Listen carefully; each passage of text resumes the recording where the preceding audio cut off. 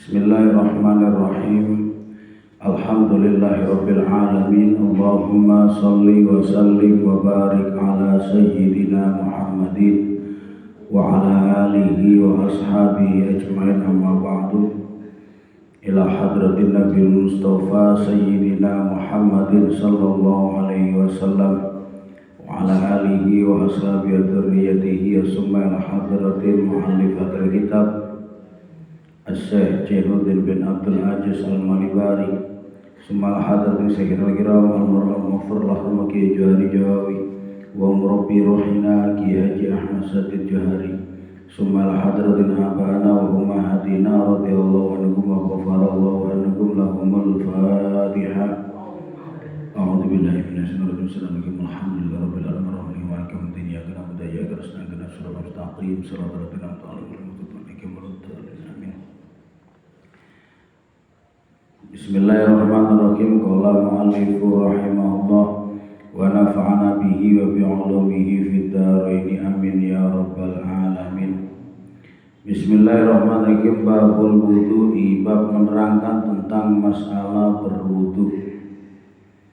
Kita malam ini mempelajari tentang syariat wudu, mulai dari keutamaannya dan tata cara wudu yang benar. Bismillahirrahmanirrahim. Akhraja asy-Syaikhaini an Abi Hurairah qala Rasulullah sallallahu alaihi wasallam. Riwayat dari Imam Asy-Syaikhaini, Imam Bukhari Muslim, yang bersumber dari sahabat Abu Hurairah. Rasulullah sallallahu alaihi wasallam bersabda, La yaqbalullahu sholata ahadikum idza ahdasa hatta yatawaddaa. Rasulullah bersabda, tidaklah Allah akan menerima salat kalian ketika kalian berhadas hingga kalian mau berwudu kembali. Ini hadis yang menerangkan tentang wajibnya orang salat harus memiliki wudu. Jadi syarat utama sholat sebelum melakukan sholat adalah melakukan berwudu kalau memang hadas. Hadas itu apa? Nanti akan ada penjelasannya. Hadas itu ada hadas besar, ada hadas kecil. Kalau hadas besar disucikan dengan mandi, kalau hadas kecil disucikan dengan berwudu. Wa Abu Syekh an Abdullah bin Mas'ud qala, dari Abu Syekh dari Abdullah bin Mas'ud, beliau menceritakan hadis Rasulullah sallallahu alaihi wasallam, umira bi 'abdin min ibadillahi ta'ala yudrabu fi qabrihi mi'ata jaldatin. Diceritakan ada seseorang yang meninggal dunia, masuk di alam kubur, langsung dipukul selama 100 kali. Jadi orang ini masuk dalam kubur nggak ditanyain dulu. Biasanya kan orang masuk ke kubur ditanyain marbuka manabik. Ini enggak, masuk di kubur langsung dicambuk sebanyak 100 kali. Walam yazal yas'alu wa yad'u hatta sarat jaldatan wahidatan. Orang yang dicambuk ini menjerit-jerit minta tolong, minta dihentikan cambukannya, terus dicambuk hingga 99 kali. Tinggal satu cambukan lagi, famtala'a qabruhu alaihi narun. Tiba-tiba di kuburnya mengeluarkan api yang sangat besar. Jadi dicambuk dapat 99 kali, tiba-tiba api keluar dari kuburnya. Falamma irtafa'a anhu qala, setelah siksaan itu diselesaikan, cambukan diselesaikan, udah dapat 100 kali, orang ini bertanya, alama jalatumuni, malaikat, mengapa engkau mencambukku? Apa salah saya? Engkau datang gak tanya-tanya, langsung saya disiksa 100 kali cambukan. Kenapa? Qalu innaka sholaita sholatan bi ghairi tuhurin, karena kamu pernah melakukan sholat 1 kali tidak punya wudhu, ya. Pernah sengaja, padahal sudah tahu kalau sholat itu kalau nggak punya wudhu nggak boleh. Dia pernah sengaja melakukan sholat tanpa wudhu, dan tidak mungkin dia nggak ditaubati, nggak diistighfari gitu. Wa mararta bimadlumin falam tansurhu. Dan ini ada 2 dosa, ya. Satu sholat tidak punya wudhu, yang satunya lagi kamu dulu pernah lagi lewat melihat orang yang lagi didolimi, kamu tidak mau bantu padahal kamu mampu bantu. Jadi ada orang yang dianiaya, melihat tapi tidak mau bantu. Ini sebagai peringatan bagi kita bahwa jangan sekali-kali kita sholat tidak memiliki wudhu. Saya kemarin di rumah, kan memang hawanya dingin sekali di rumah, dingin sekali. Mau nyentuh air itu tidak berani. Waktu sholat isya, saya dengar adzan isya langsung sholat, perasaan belum batal. Udah selesai sholat baru diingatkan sama anak, tadi kentut belum wudhu lagi. Nah, akhirnya ya diulangi sholatnya. Kenapa? Karena sudah ingat kalau memang batal wudhunya. Kalau lupa gitu tidak dosa. Yang dosa itu ingat dia nggak punya wudhu, dia tetap aja dia sholat. Yang kedua, kalau ada orang dianiaya, kita harus menolongnya selama kita mampu. Wal Baihaqi an Salman, idza tawadda'a al-abdu tahatat anhu dhunubuhu kama tahattu waraqu hadi syajar. Rasulullah bersabda, ketika seorang hamba berwudu, maka dosa-dosanya akan berjatuhan seperti berjatuhannya daun-daun pohon ini. Rasulullah nunjuk pohon yang daunnya sudah kering. Jadi kena angin daunnya pada berjatuhan. Mungkin kalau di kita itu kayak pohon ketapang, ya.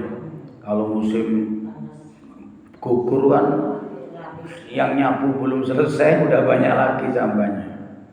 Jadi kata Rasulullah, orang kalau berwudu maka dosanya akan rontok seperti rontoknya daun dari pohon itu. Maksudnya apa? Orang yang berwudu dosanya akan diampuni asalkan wudunya baik dan dosanya dosa kecil, ya. Bukan dosa yang besar-besar. Kalau dosa yang besar-besar harus ditaubati, tapi kalau dosa yang kecil-kecil akan dihapus oleh Allah dengan ibadah wudu. Wa Musliman Abi Hurairah, Imam Muslim meriwayatkan dari Abu Hurairah satu hadis, idza tawadda'a al-abdu al-muslimu awil mu'minu fa ghassala wajhahu kharaja min wajhihi kullu khati'atin nadhara ilaiha bi ainaihi ma'al ma'i aw ma'a akhiri qatril ma. Kata Rasulullah, ketika seorang hamba muslim atau mukmin yang berwudu kemudian dia membasuh wajahnya, maka berjatuhlah dosa-dosa dari wajah bersamaan jatuhnya air wudu. Jadi dosa karena mata melihat perkara yang haram ini akan berjatuh, atau salah ucap, salah omong, akan berjatuhan dosanya bersamaan dengan jatuhnya air setelah dibasuh air wudu ketika basuh wajah. Fa idza ghasala yadayhi kharaja min yadayhi kullu khati'atin batashatha yadahu ma'al ma'i aw ma'a akhiri qatril. Dan juga ketika membasuh kedua tangan, maka keluarlah dari tangan setiap dosa-dosa kesalahan yang diakibatkan dari tangan berjatuhan keluar bersamaan dengan jatuhnya air dari tangan, atau juga sampai akhir akhir tetesan air. Maksudnya apa? Pokoknya ketika air keluar kita basuh tangan kita, air itu berjatuhan, itu bersamaan dengan jatuhnya dosa-dosa. Ini jadi intinya ketika basuh wajah, dosa dari wajah diampuni. Ketika basuh tangan, dosa yang ada di tangan diampuni. Wa idza ghasala rijlaihi kharaja min rijlaihi kullu khati'atin masadha rijlaha ma'al akhiri qatril ma hatta yakhruju naqiyan minadz dzunubi. Dan juga ketika membasuh kedua kaki, maka dosa-dosa yang dari kaki ini berjatuhan bersama tetesan air wudhu, hingga seseorang selesai wudhu maka dia keluar semua dosa-dosanya seperti yakhruju naqiyan minadz dzunub, sehingga dia akan bersih dari dosa. Jadi orang kalau habis wudhu ini dosanya akan diampuni semua oleh Allah Subhanahu wa taala. Ini keutamaannya berwudu. Makanya wudu ya harus disempurnakan, Bu. Sempurnakan sunah-sunahnya dijaga. Oh, kalau wudu itu sunahnya baca bismillah, ya kita awali baca bismillah. Oh, kalau wudu itu semua basuhan 3 kali ya kita 3 kali. Oh, kalau wudu itu sunahnya digosok tangannya, digosok kakinya, ya kita gosok. Nanti akan diterangkan sunah-sunahnya wudhu. Tata caranya wudhu itu akan dijelaskan nanti. Wa Abu Dawud an Ibnu Umar man tawadu ala tuhrin kutiba lahu asru hasanatin. Barang siapa yang berwudhu di atas kesucian. Ibu-ibu misalnya habis salat maghrib sudah punya wudhu, mau salat isya belum batal, tapi wudhu lagi. Namanya wudhu di atas wudhu di atas kesucian, maka Allah akan catat baginya 10 kebaikan. Maksudnya apa? Kayak orang melakukan 10 kali kebaikan. Kalau dia wudhu seakan-akan dia wudhu 10 kali. Ini ada kelebihan, ada pahala yang lebih bagi orang yang berwudhu di atas kesucian. Ini kaitannya dengan kesunahan. Wa hukiya al-Ghazali wa haka al-Ghazali, Imam al-Ghazali bercerita annahu ra'a ba'dul mauti fil manam. Imam al-Ghazali pernah melihat di dalam mimpi ketemu sama salah satu orang yang sudah meninggal dunia. Jadi terkadang kita mimpi ketemu orang meninggal itu kadang pertanda, kadang katanya orang tua minta doa gitu. Kadang ada pertanda memang gitu. Karena banyak juga riwayat-riwayat yang ditulis dalam kitab itu, riwayat ulama-ulama yang mimpi ketemu ini, ternyata itu menjadi tanda yang benar. Imam Al-Ghazali pernah bermimpi bertemu orang yang sudah meninggal dunia. Faqilalah, Imam Al-Ghazali bertanya, "Kaifa haluka, gimana keadaanmu di sana?" Faqala, dia menjawab, "Shalaitu yauman bila wudu'in." Saya pernah sholat sekali tidak punya wudu. Fawukila alayya da'bun yarawa'ani fi qabri.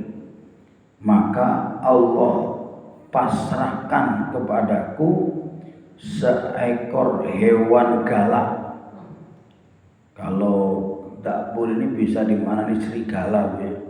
Hewan buas yang menggangguku di dalam kuburku. Fahali ma'hu fi aswa'i halin. Keadaanku itu paling buruk-buruknya orang ahli kubur. Jadi Imam Al-Ghazali ketemu sama orang bercerita bahwa di dalam kuburnya itu sengsara akibat pernah dia sholat tidak punya wudhu. Sengsaranya apa? Dikirimi hewan yang galak yang menggigit dia, menyakiti dia. Ini juga peringatan bagi kita, oh ternyata ibadah itu tidak boleh sembarangan, tidak boleh asal-asalan, harus mengikuti tuntunan.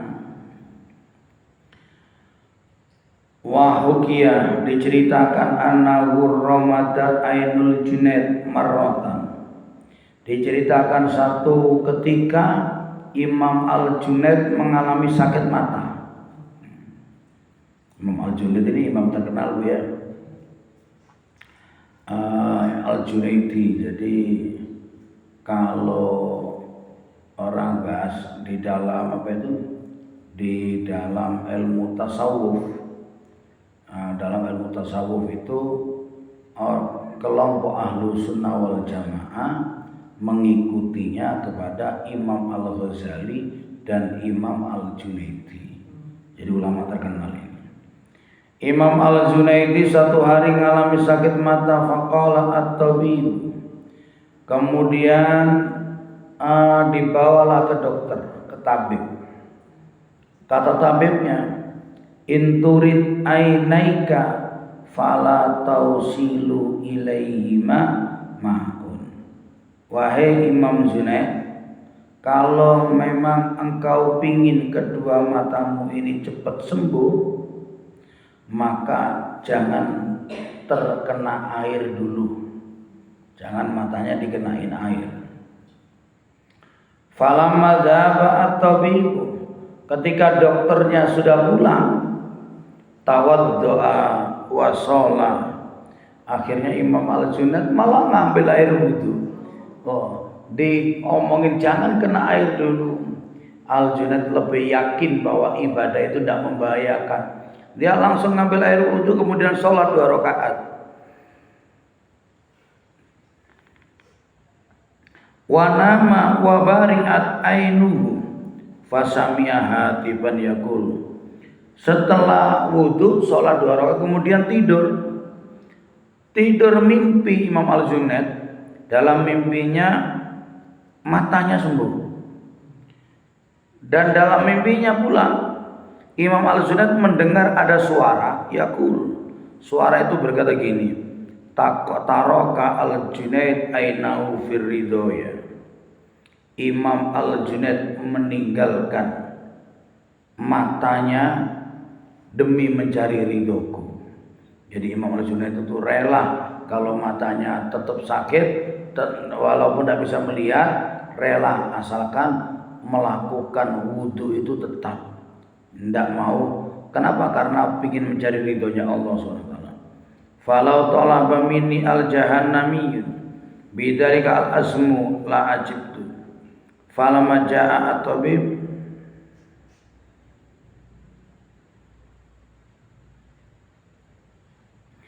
falamma jaa at-tabib wa ra'a al-ainu sahihatun. Kemudian ketika besoknya Imam Al-Junaid ketemu sama dokternya, dilihat matanya sembuh. Jadi Imam Al-Junaid itu mimpi matanya sembuh, bangun-bangun betul-betul sembuh matanya. Akhirnya ketika Imam Al-Junaid ini ketemu sama dokternya bertanya penasaran, ma fa'alta, wahai Imam, apa yang kau lakukan? Kamu berobat di mana kok cepat sekali sembuhnya? Qala, Imam Al-Junaid menjawab, tawaddu'tu wa sholaitu. Saya berwudu dan saya sholat. Tiba-tiba mata saya sembuh. Wa kana at-tabibu nasraniyan. Kebetulan dokternya ini beragama Nasrani, beragama Kristen. Fa'amana fil hal. Dokternya langsung beriman, langsung masuk Islam. Wa qala, dokternya malah ngomong gini, ilajul khaliq la al makhluk. Ini obatnya Allah. Obatnya Allah, bukan obatnya makhluk ini. Wa kuntu ana armadu wa kunta anta tabib. Wahai Imam Al-Junaid, sebenarnya yang sakit ini adalah saya dan engkaulah yang dokternya yang telah menyembuhkanku. Maksudnya apa? Selama ini dia berada dalam keyakinan yang salah, gara-gara melihat kejadian itu akhirnya dia beriman. Ini salah satu keajaibannya berwudu. Wa huwa haka al-Yafi'i an Sa'al ibn Abdullah qala. Imam al-Yafi'i menceritakan kisahnya Sahal bin Abdullah. Qala al-Yafi'i bercerita, Sahal bin Abdullah bercerita, awal ma ra'aitu minal ajaib wal karamati anni kharajtu yawman ila maudhi'i Khalid. Pertama kali saya melihat keajaiban, melihat karomah, melihat keanehan. Itu satu hari saya pergi ke satu tempat yang sepi, yang tidak ada siapa-siapa, tidak ada orang di sana. Kalau mungkin gambaran ke hutan ya, ke tempat mana tempat dia menyendiri, khalwat. Fatobali al-maqamu fi. Ketika udah mencari ke tempat yang sepi, akhirnya menemukan sebuah tempat yang di situ menurut Sahal bin Abdullah hatinya tenang kalau di sini. Jadi kalau orang bahasa orang kita tempo dulu namanya bertapa, ya, bertapa. Emang orang-orang soleh dulu gitu. Rasulullah mau menerima wahyu menyendiri dulu di Gua Hira sampai beberapa bulan. Imam Nabi Musa mau menerima wahyu ada di Gunung Trisina selama 40 hari sendirian. Banyak riwayat-riwayat orang itu memang menyendiri dulu baru mendapatkan anugerah yang luar biasa dari Allah. Ini juga seperti itu, pingin ibadah dengan tenang, mencari ke tempat yang sepi. Akhirnya ditemukanlah tempat yang sepi, yang nyaman, yang enak dipakai beribadah. Wa wajadtu min qalbi mailan ilallahi azza wa jalla. Kemudian saya merasa hati saya sudah condong, sudah mailan itu hatinya sudah menuju kepada Allah. Udah tenang, udah tidak ingat apa-apa, hanya Allah yang ingat. Wa hadarta as-shalat wa hadarat as-salatu wa aradu al-wudu. Imam Sahal bin Abdullah ini sudah mulai diam di sana sendirian, tiba-tiba datang waktunya sholat dan dia belum punya wudu. Bingung, dia tidak punya wudu. Dia punya wudu sebenarnya. Tapi waqalat adati min sabaya tajdidul wudu li kulli salatin. Tapi saya punya kebiasaan, kata Sahal, kebiasaan setiap mau sholat selalu wudu. Biar punya wudu tetap wudu kembali. Mungkin biar seger ya, kan kita kan kalau habis wudu langsung sholat kan enak, seger rasanya. Kalau kita mau misalnya sholat asar wudu, sholat duhur udah enak, udah ngantuk. Faka'anni ihtamamtu lifaqdil ma'i. Kemudian Imam Sahal bin Abdullah ini tertek di dalam hatinya, di mana nyari wudu saya ini? Nyari air wudu ini di mana? Dia bingung. Cuma dalam hati aja dia kebingungan mau nyari air wudu. Fa bainama ana kadzalik wa idza dabbun yamsi ala rijlaihi ka'annahu insanu. Tiba-tiba dari kejauhan ada sosok yang berjalan mendekati Sahal bin Abdullah. Berjalannya seperti manusia. Ma'ahu jurratun khadra'un. Dan makhluk itu datang dengan membawa kendi. Tahu kendi Bu ya? Kendi dari tanah itu. Dia membawa kendi yang berwarna hijau kendinya. Qad amsaka biyadi alaiya. Dia pegang dengan kedua tangannya kayak manusia itu megang. Dia dirangkul gini berarti kendinya, dipegang tangan dua gini. Falamma ra'aitu min ba'idin tawahamtu annau adamiyyin. Saya lihat dari kejauhan, saya pikir itu adalah manusia. Hatta dana minni wa sallam alaihi. Kemudian makhluk itu mendekatinya, saya ucapkan salam kepadanya, dia mengucapkan salam kepadaku.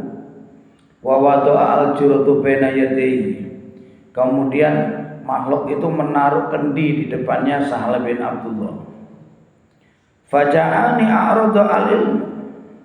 Faqultu al-juratu wal ma'u min aina hada. Kemudian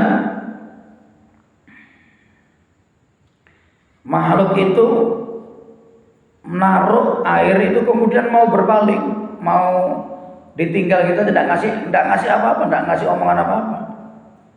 Kemudian Imam Sahal bin Abdullah ngomong begini, ini kendi dan air ini datangnya dari mana? Min aina huwa? Fanatoko adabu. Akhirnya makhluk itu pun ngomong ini. Mungkin kalau digambarkan kayak manusia, mungkin semacam kayak beruang gitu ya. Beruang apa? Kayak orang hutan gitu. Fanatoko adabu. Akhirnya makhluk ini pun ngomong gini ketika ditanya, ini air dari mana? Ini gentong dari mana? Makhluk itu ngomong ini, ya Sahal, Sahal. Tahu dia kalau itu Sahal. Ya Sahal, inna qaumun minal wuhus. Aku ini adalah bangsa dari hewan buas. Berarti ya mungkin orang hutan itu, apa ya, kayak King Kong itu yang gede itu. Qad in qataqna ilallahi ta'ala bi azmil mahabbati wa tawakkuli. Saya ini makhluk Allah dari hewan buas, dan saya tidak henti-hentinya mengingat Allah Subhanahu wa taala dengan cinta dan tawakal. Ini hewan itu ngomong itu. Fa bainama nahnu natakallamu ma ashabina fi mas'alatin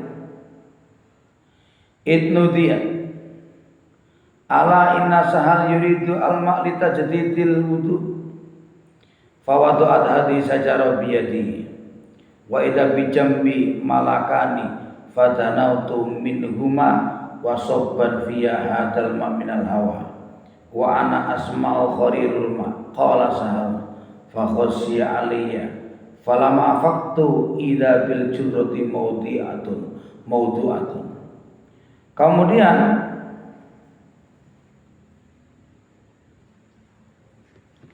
kendi ini diserahkan berada di tanganku, sama makhluk itu diletakkan di tanganku. Tiba-tiba, jadi, enggak apa-apa, santai aja Bu. Jangankan ibu-ibu, jangan ibu-ibu, saya aja juga sering gitu Bu ya, enggak kuat. Ini karena kaki saya enggak kelihatan Bu ya. Kalau kelihatan sama aja gerak-gerak terus kaki saya. Saya ngantuk sekali ya.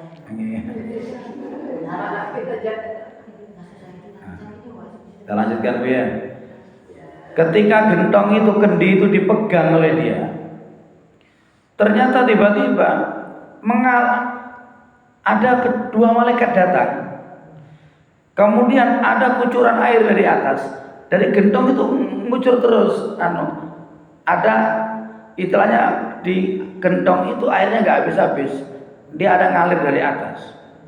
Karena melihat kejadian itu, Sahal bin Abdullah pingsan. Mungkin takut begitu ya, pingsan. Ketika sudah sadar, gentong itu atau kendi itu ada di samping dia. Wal a'lamu bidambin ila aina dhahaba. Kemudian setelah sadar, makhluk itu sudah nggak ada entah kemana. Wa ana mutahassirun idlam akallamahu wa tawaddutu. Saya betul-betul menyesal karena saya tidak sempat ngomong sama dia, tidak sempat tanya dari mana, kenapa, tidak tanya apa-apa, nyesel. Akhirnya saya langsung wudu gitu aja. Falamma faragtu aradtu an asyraba minha. Ketika saya sudah selesai wudu, saya ingin minum air itu. Mau tak minum fanudiyat minal wadi. Tiba-tiba dari jurang yang ada di sana, itu ada suara ngomong gini, ya Sahal, ya Sahal, lam yudan laka fi syarbi hadil ma. Kamu enggak diizinkan minum air itu. Ba'du, setelah kamu wudu kamu enggak diizinkan minum air itu. Fa baqiyat al-jiratu tatoriba wa ana angduru ilaiha fala adri aina dhahab. Jadi gentong itu bergetar gerak-gerak itu jalan sendiri. Terus tiba-tiba pergi entah kemana. Jadi saya nggak melihat, pergi begitu aja. Ini kisah ini apa yang bisa kita ambil intisarinya, Bu ya? Intisari dari cerita ini adalah bahwa kalau kita terbiasa istiqomah ibadah, di mana saja Allah akan kasih kesempatan kita ibadah. Ibu-ibu misalnya memang istiqomah salat tahajud, kebetulan pergi diajak keluarga acara kelompok, pasti dapat kesempatan salat tahajud di sana. Ibu-ibu biasa jamaah ke masjid, di mana aja perginya, ketemu aja jamaah. Tapi kalau orang tidak biasa ke masjid, jangankan ketika pergi, ada di dalam rumahnya tidak sempat. Kadang sudah nganggur, sudah siap-siap, dengar azan, udah ambil air wudu, giliran qomat sakit perut. Selesai sakit perutnya, mau ke masjid jamaah sudah selesai. Nah ini yang ngeri, Bu ya. Jadi ibadah apa saja kalau kita istiqomahkan, pasti Allah Subhanahu wa taala akan berikan kesempatan kita untuk melakukan. Termasuk ibadah wudu. Juga ibadah misalnya ibu biasa sedekah. Saya biasa sedekah hari Jumat. Ini dulu pagi-pagi tidak punya rezeki apa pakai sedekah. Pasti sama Allah akan kasih. Kalau memang sudah biasa sedekah. Apa saja kebaikan kalau sudah kita biasakan, pasti kita akan ditolong oleh Allah di mana saja dan kapan saja kita berada. Tapi kalau memang tidak pernah salat tahajud, yuk jangan harap, karena di rumah aja juga tidak bisa sholat. Tidak pernah jamaah, jangan berharap bisa jamaah ketika dalam kondisi-kondisi tertentu. Orang kenapa? Karena ketika nganggur saja tidak mau melakukan, masa ketika repot Allah mau ngasih? Karena ibadah itu anugerah dari Allah, ya. Bukan karena kehebatan kita. Memang Allah ngasih rezeki kepada kita untuk beribadah. Jadi kalau dalam kondisi kita santai-santai, waktu luang kita jaga ibadah. Saat kita repot, kita sibuk pun akan dikasih kesempatan oleh Allah untuk beribadah. Alhamdulillah, ibu-ibu jamaah pengajian dari rahmat Allah, itu sekilas tentang keutamaan ibadah berwudu. Insya Allah minggu depan baru kita mempelajari tata caranya berwudu.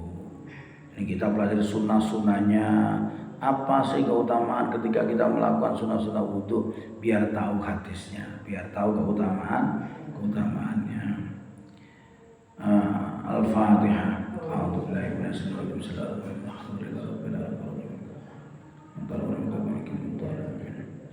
A'udzubillahi minasyaitonir rajim. Alhamdulillahirabbil alamin. Allahumma yassir lana umurana dunya wal akhirah. Allahumma yassir lana ziyarata Makkah wal Madinah bi syafaati nabiyyika Muhammadin sallallahu alaihi wasallam wa ala millati abina Ibrahim alaihi salam. Zurna wa ila zamzam Muhammad safilana wa rahmatika ya arhamar rahimin. Rabbana atina fid dunya hasanah fil akhirati hasanah wa qina adzabannar. Sallallahu alaihi wasallam Muhammadin wa ala